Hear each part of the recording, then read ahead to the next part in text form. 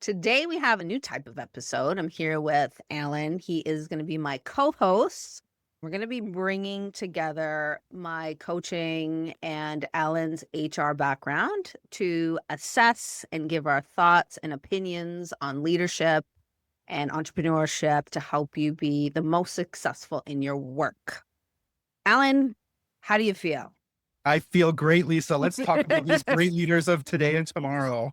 Yes, yes. So this is actually the second version of this podcast that we're doing because the first time we did it, it was so good. We had so many insights that came through. I'm like, we got to share this because these are really, really powerful. So you're going to want to stick around to hear some of these insights because this is going to help you stand out above the crowd. There's so much noise online. So do you want to introduce our topic, Ellen? Yeah, absolutely, Lisa. What's our topic again? How to build strong relationships in a digital world where it's really easy to get lazy. Especially today with the days of AI just booming and developing. It's just so easy to kind of get caught up in that and become lazy, quite honestly. Yeah. And if I can be honest, I see a lot of lazy leaders out there. There Because are it's a lot comfortable. of At the end of the day, it's comfortable, right? And so sometimes the most growth happens when you're out of your comfort zone. And that's one of the things I realized over the last couple of years. That's where true growth happens. And so for some of these leaders, we really want to get them out of their comfort zone, which is sticking to habits that aren't necessarily working right now. Yeah. So why don't we talk about some of the habits that I see are not working? They can take a lot of time and they're just not impactful. So I can start because I was ranting about this in our last. Yeah, let's do it. Let's do it. For me, I get so many emails. I get so many people reaching out, and I have nothing against a person hustling and wanting to get their business out, wanting to get their work out, pitching. I have nothing against that. I'm in sales. I love sales. I think sales are great, but there's a way to do it to open the door and create relationships that are going to have a positive payoff for years to come, even if there's not an immediate payoff. And there's a way to do it that feels very transactional. It feels like you're taking from a person. You just want to see what you can get. And that just doesn't feel good. And in a world where technology seems to be taking over, the human to human relationship connection, if you can put in the effort, get out of your comfort zone and get back to basics, this is going to allow you to stand out above the noise, like so far above the noise. 100%. It's not ignoring technology. It's how to work best with technology. And it's not just leveraging technology. How do you work with the tools? And I think to your point, it's bringing in that human element coupled with the technology that's really going to bring the return on investment more positive way. And at the end of the day, you're right. I think people have forgotten how to build those relationships, whether it's leaders, whether it's business development people, whether it's people going through Bumble or whatever, and they're swiping. Yeah, exactly. I think people have forgotten. Exactly. Albeit, in all fairness, the pandemic certainly didn't help.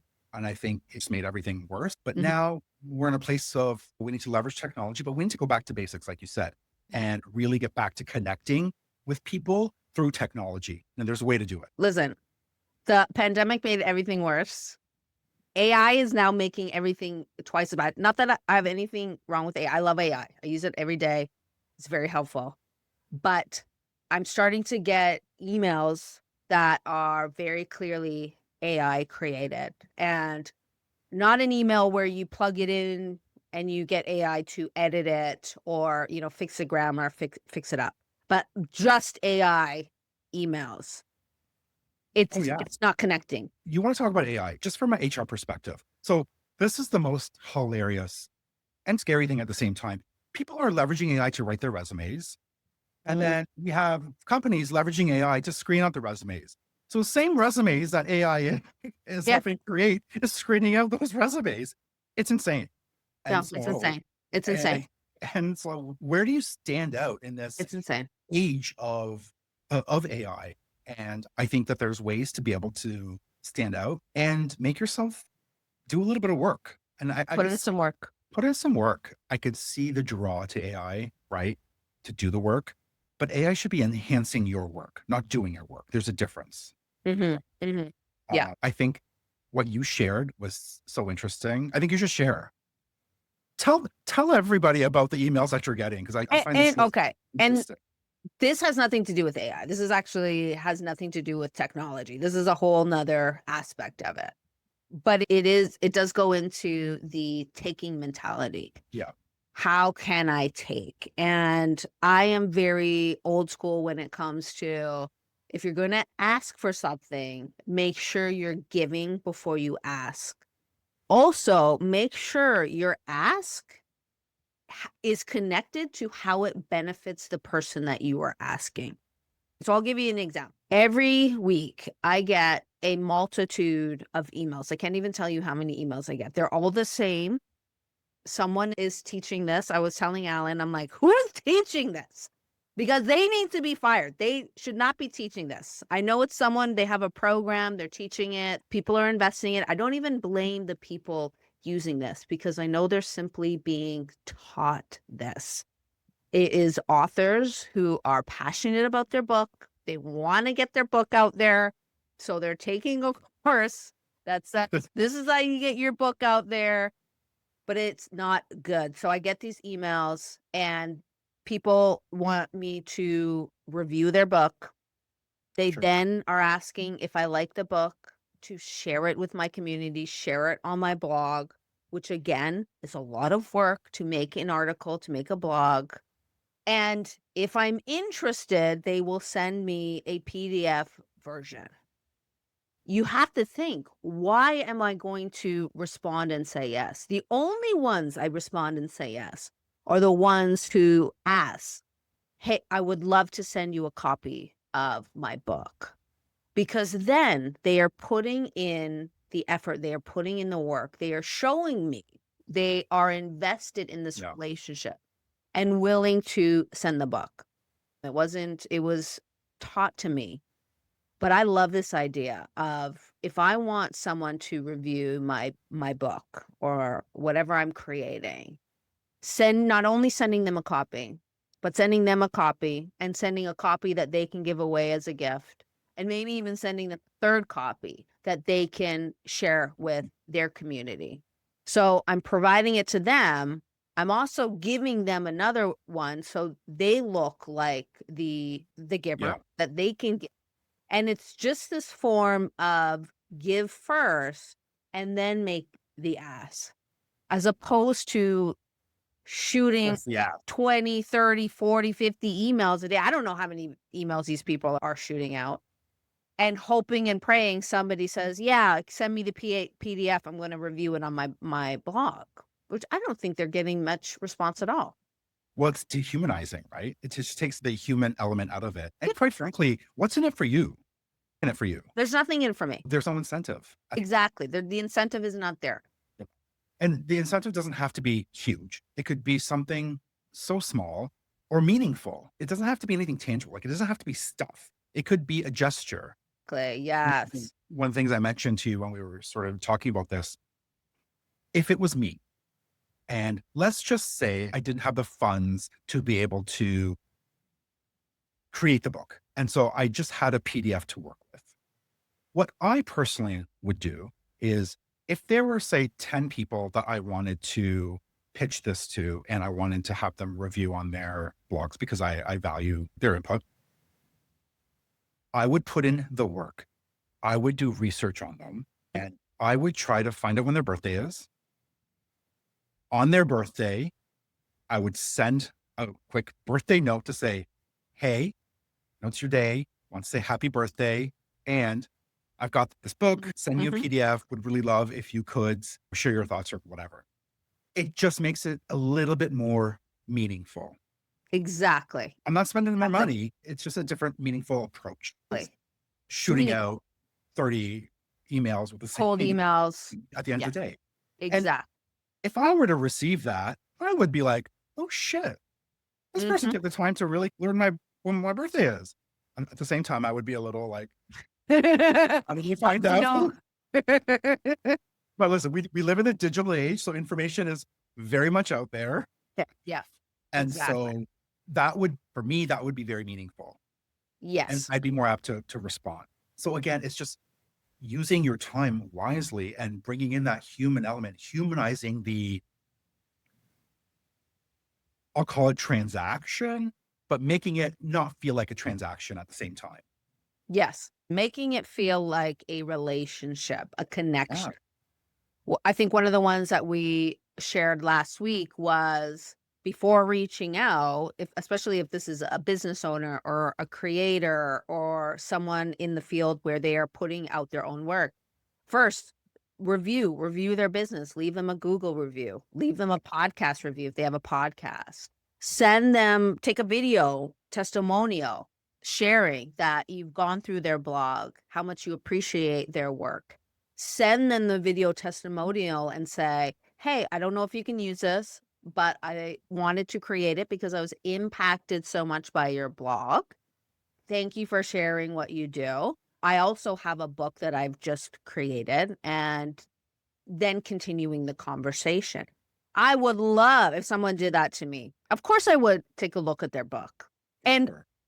especially if what they shared was they really truly went through my blog. They really read and left me a meaningful testimonial. Because one of the things that I can see people do all the time is they'll go through a couple of lines and they'll read a couple of lines and share how meaningful it was, but they haven't actually read the whole book.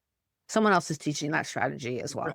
I'm just like, we gotta do There are some people teaching some not so great strategies, clearly. these are not good strategies. I don't blame the people doing it. I blame the people teaching it Yeah. because it's very transactional. And we got to go back to the basics. When my dad had his commercial construction company, there was no internet. He did very well by building relationships with Sure. people. Old Of school, course. right? Handwritten cards, handwritten gifts, paying attention to someone's birthday, paying attention to someone's wife. What's her birthday, right? Learning Oh, the names of kids. that's really back to basics. That's deep. That's actually deep relationship building, quite frankly. That That we just is, don't see today. that's what I'm talking about. President Clinton, Bill Mhm. Clinton, he apparently had the most insane memory to where he would meet someone, learn the names of the kids, learn the names of their wife, and then years later would meet that same person again and say, "Oh, how's Jonathan? He must be 7 right now." Could you imagine if someone came to you, had that memory, and For sure. hi, Instant hook. I'm Yeah. like, "Oh, we're friends now." Even if Bill Clinton came up to me and didn't know shit about me, I'd be like, we are friends, regardless. But yeah, absolutely. Someone comes to you 100%. That's true deep relationship building. And we just don't see much of that. We've lost the art of it. But again, there's a way of weaving that into technology. And one of the things that I have done in the past in my business development years, I get we live in a digital age. I understand that. But years ago, it used to be about coffee dates, right? Hey, meet me for coffee. Let's talk about whatever. If you're looking to build whatever pipeline, people aren't necessarily doing that these days. They want a Zoom call, they want a Teams call, or they want some sort of digital call, which is fine.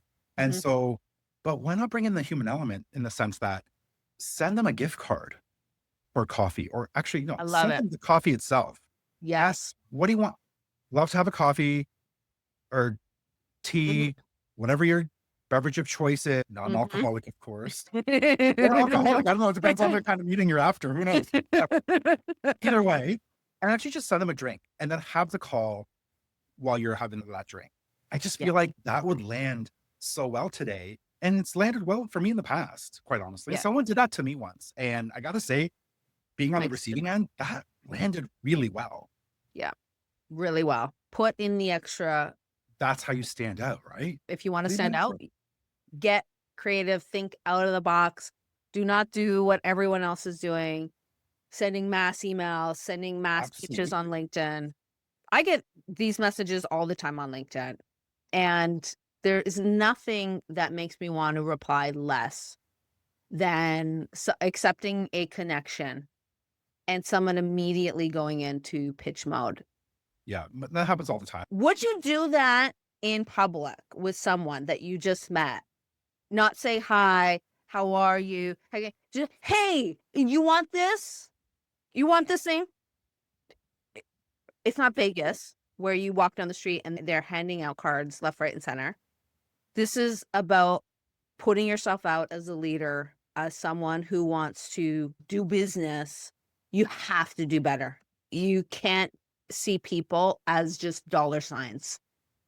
You need to be relationship focused. You need to build relationships because it will, your return on investment will be Much higher. the CEO books five, let's just say a CEO books 5 Zoom calls in a day, let's just say, and they're all digital.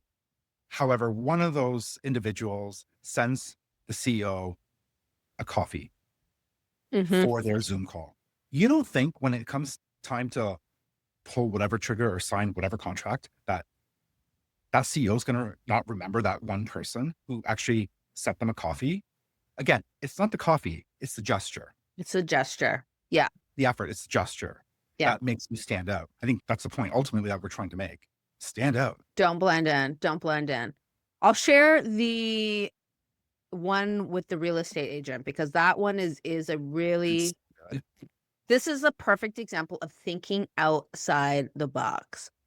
So, what do real estate agents often do? You often see their posters and they put up different billboards, and well, at least in the area that I am, which is great. I mean, it is good when we see something over and over, right? We learn Yep. to trust that, which is good. But this real estate agent went above and beyond. And to be honest, when you look at how much people spend on advertising, it was money well spent.